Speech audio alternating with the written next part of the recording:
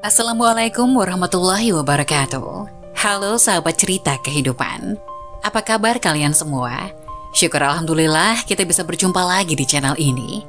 Salawat dan salam selalu tetap tercurah kepada junjungan kita, Nabi besar Muhammad Sallallahu Alaihi Wasallam. Tidak lupa kami sampaikan salam sehat, salam sejahtera. Semoga kita semua tetap dalam lindungan Allah Subhanahu wa Ta'ala.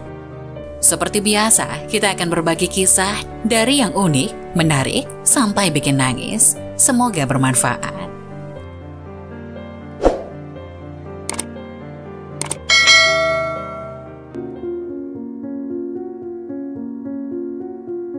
Kisah nyata wanita yang sering sholat malam tapi malah masuk neraka, ternyata inilah penyebab utamanya. Sebagai umat Islam, kita dianjurkan untuk menjaga hubungan baik kepada Allah dan kepada manusia.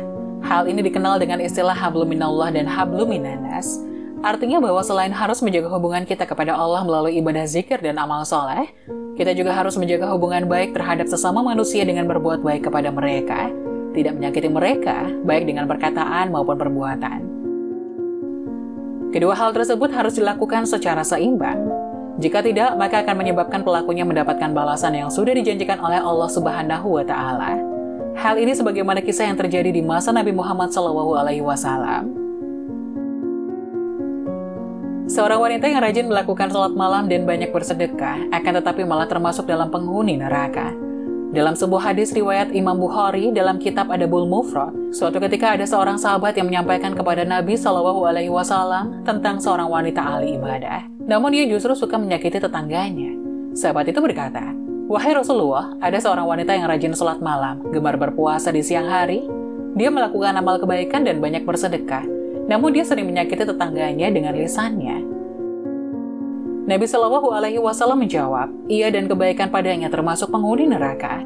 Dalam riwayat lainnya disebutkan, Nabi Shallallahu Alaihi Wasallam menjelaskan, sebab mulutnya selalu menyakiti orang lain. Dia suka mengganggu tetangganya dengan ucapannya, seluruh amal ibadahnya menjadi hancur karena dia punya akhlak yang buruk. Dia menjadi ahli neraka karena ibadahnya tidak mampu menjadikan dirinya untuk berakhlak yang baik. Berdasarkan kisah singkat ini, kita dapat mengetahui bahwa syarat utama untuk menjadi penghuni surga bukan hanya banyak beribadah kepada Allah Subhanahu wa Ta'ala, tetapi juga harus banyak berbuat baik kepada sesama manusia, terutama terhadap orang-orang terdekat di sekitar kita. Adapun golongan-golongan ini tetap masuk neraka meski rajin sholat, kata Syekh Ali Jaber. Melaksanakan sholat 5 waktu setiap hari merupakan kewajiban yang tak boleh ditinggalkan oleh umat Islam. Hal ini karena sholat merupakan ibadah pertama yang akan dihisab oleh Allah saat hari kiamat kelak. Sebagaimana Rasulullah Shallallahu Alaihi Wasallam bersabda, "Sesungguhnya pertama kali yang dihisab dari segala amalan seorang hamba dari hari kiamat kelak adalah sholatnya. Bila sholatnya baik, maka beruntunglah ia, dan bila mana sholatnya rusak, sungguh kerugian menimpanya." Hadis riwayat At-Tirmizi. Meski begitu, orang yang rajin sholat bisa saja tetap masuk neraka. Hal ini terjadi karena beberapa sebab seperti yang disampaikan oleh almarhum Syekh Ali Jaber dalam salah satu ceramahnya. Syekh Ali Jaber mengingatkan umat Islam agar berhati-hati dan segera memperbaiki sholat agar tidak termasuk 5 golongan manusia yang masuk neraka meski rajin sholat. 1. Sholat tapi percaya dukun. Golongan pertama yang rajin sholat tapi akan masuk neraka adalah mereka yang masih mempercayai dukun. Dukun adalah orang yang mengaku bahwa dirinya mengetahui perkara-perkara gaib yang tersembunyi. Dalam hadis riwayat Imam Muslim diterangkan bahwa orang yang percaya kepada dukun maka sholatnya tidak diterima selama 40 hari. Percaya kepada dukun termasuk dalam kategori dosa besar karena musyrik dan menyekutukan Allah. 2. Sholat tapi suka bergunjing. Orang yang sholat namun suka bergunjing terkait keburukan orang lain juga masuk dalam golongan orang yang masuk neraka. Allah Subhanahu wa Ta'ala berfirman, "Apakah yang memasukkan kamu ke dalam sakor?" Mereka menjawab, "Kami dahulu tidak termasuk orang-orang yang mengerjakan sholat, dan kami tidak pula memberikan makan orang miskin. Dan adalah kami yang membicarakan yang batil bersama dengan orang-orang yang membicarakannya. Dan adalah kami mendustakan hari pembalasan, hingga datang kepada kami kematian, maka tidak berguna lagi bagi mereka syafaat dari orang-orang yang memberikan syafaat." Quran Surat Al-Mudathir ayat 42 hingga 48.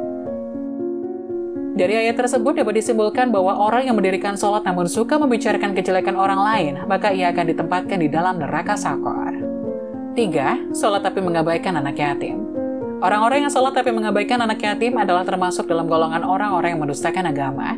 Hal ini sebagaimana dijelaskan dalam Al-Quran dalam Quran Surat Al-Ma'un ayat 4 hingga 7 yang artinya, Allah Subhanahu wa Ta'ala berfirman, orang-orang yang mendustakan agama dan hari pembalasan, selain mereka suka menghardik anak yatim dan tidak mau memberi makan orang miskin, mereka juga dihinggapi penyakit ria. Dari ayat tersebut dapat disimpulkan bahwa orang yang sholat tapi menyia-nyiakan anak yatim, maka mereka akan masuk ke dalam neraka. 4. Sholat tapi suka berdusta. Kebohongan seakan-akan menjadi hal lumrah dalam masyarakat saat ini.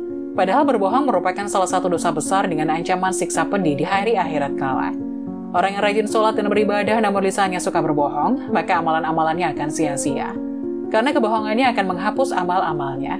Dan apabila golongan ini meninggal dunia dalam keadaan belum bertobat, maka dia akan dimasukkan ke dalam api neraka. Berbohong juga merupakan salah satu ciri-ciri orang munafik. 5. Sholat tapi minum miras.